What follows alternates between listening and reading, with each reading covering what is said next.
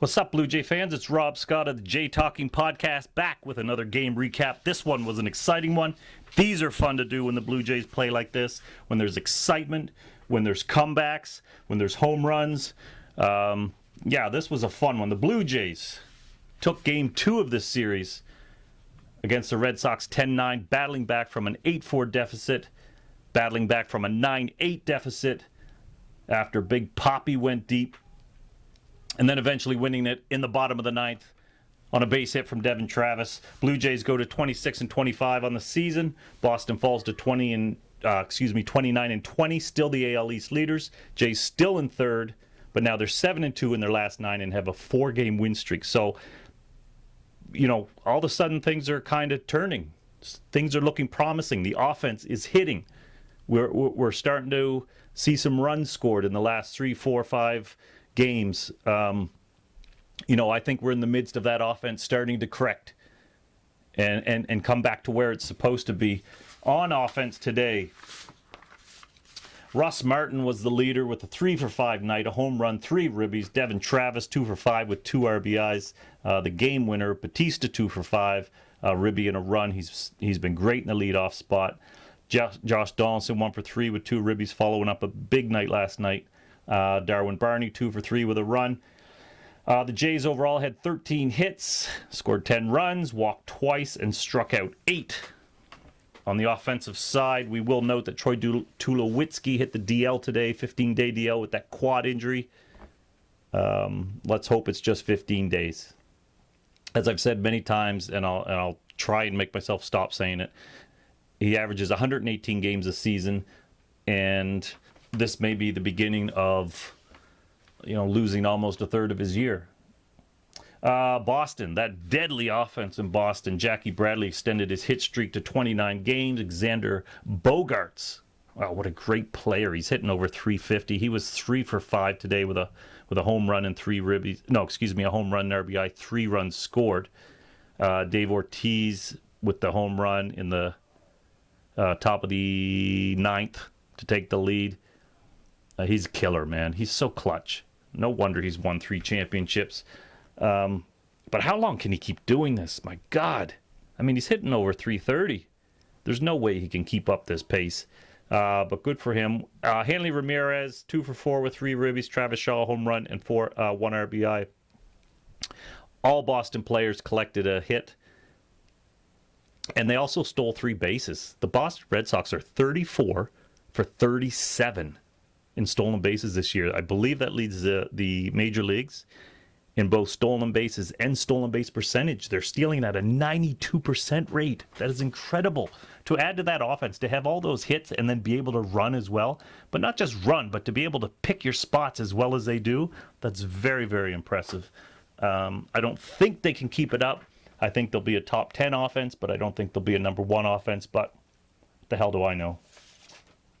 On the pitching side, Drew. Marcus Stroman, 5 1/3, 11 hits, 7 runs, was a bumpy day today for him. It's been 2 out of 3 now where he's given up a lot of hits. Over his last 5 starts, he is now has a 5.48 ERA and 1.67 WHIP. He's given up 44 hits and 31 2/3 innings.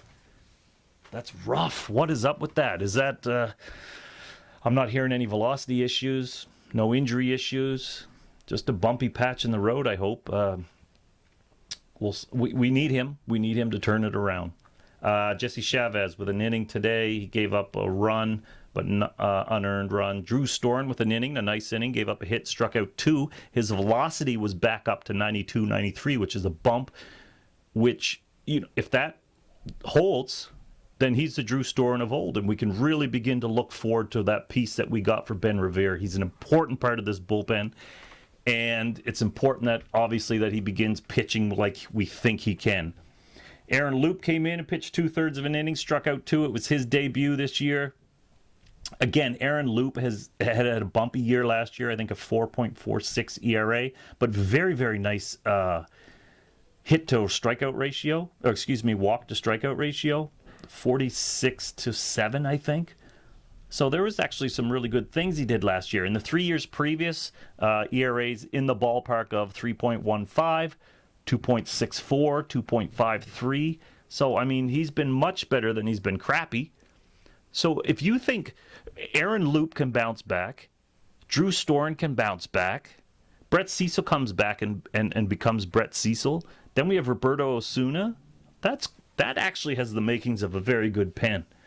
Certainly the backbone of a very good pen. You still need a couple fillers. I'm not sold on Chavez. I'm not sold on Gavin Floyd. I'm not sold on Joe Biagini. Floyd gave up the home run to Ortiz today. He's now given up home runs in 3 of his last 5 outings. His ERA is now up over 3. Chavez's ERA is over 4. So, those guys are, I think, replaceable. There's other guys in the farm who are just like them. So, you ride them out and see what they have. But, I'm not sold on them. There's certainly things you don't want to, certainly guys you don't want to see coming in the 8th. Boston, Rick Porcello today had a bumpy inning, gave up 3 runs, but pitched well. Besides that, 6 2/3, 7 hits, 4 runs, 1 walk, 5 Ks. The bullpen let him down today. Gave up 6 runs in 2 innings. And Craig Kimbrell, the ace out of that back end of that bullpen, took the loss. He's 0-2. 2 runs and 4 hits in an inning and a third. He came on for a 5-out save. Gavin Floyd got the win. Could have had the loss, but got the win. So he's just lucky there. So beautiful game, exciting, a lot of energy. This is going to give the Blue Jays momentum, I hope. They're now 26-25 on the season. Again, they need to keep this. They need to keep this record above 500 and build that momentum, because they've been here before and they fall back down. I don't think once they've gotten over 1 game over 500. But anyway, they're here. They're 7-2 in their last 9, 4-game win streak. So all signs are pointing in the right direction. Tomorrow day, they go for the sweep. David Price on the mound. It's going to be nice to see him. I hope they smack him around. That crowd will just be roaring. It'll probably be a full house tomorrow. Price 7-1 on the season with a 5.34 ERA and a very tidy 1.22 whip. So that ERA is probably overinflated. Dickey on the hill for us. 2-6. You never know what you're going to get from Dickey. So, I mean, we can surmise this and that and the other thing, but we don't know what we're going to get from him.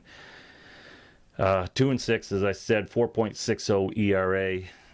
Let's just hope that he can come in and get the sweep. Anyway, that's your recap for today. Thank you for joining me.